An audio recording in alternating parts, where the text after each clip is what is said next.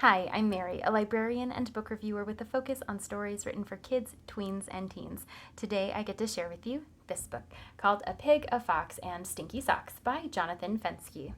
This is the story of Fox and Pig, who are mostly friends, but Fox likes to play tricks on Pig because he thinks it's funny. Some of those jokes happen to include some stinky socks, and sometimes those jokes turn themselves around and focus on Fox instead. This level 2 reader is really good for fans of the Dr. Seuss books because it has a good rhyming rhythm, it has a good meter inside as well, and a lot of repetition. So it is a level 2 reader, so it's a bit longer than you will find in the level 1 readers, but it still incorporates a lot of repetition and some story building as well.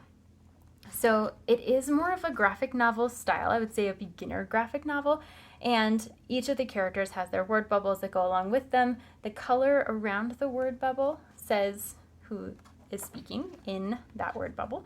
So that helps readers kind of orient themselves to the characters and how they're behaving. The fox is a little bit dastardly and a little bit unkind in the things that he does. So that's also something to note if a reader is particularly sensitive to that kind of behavior. Fox is not particularly kind to Pig. He does get his comeuppance in certain circumstances, but yeah, so there's some things that some readers may be a little bit more delicate about. But the story itself has a couple of different parts to it. So you have part 1, part 2. They are similar in style. So there's that repetition that comes in again with the narrative structure of the book.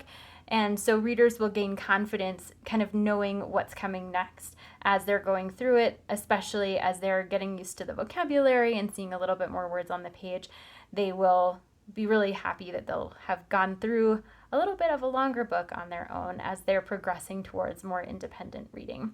So the cartoon-like nature of the story, the humor that's involved, and the turnaround that happens for one of the characters who's not always being so kind, all help contribute to a book that feels pretty robust, even though it is pretty short and simple in nature.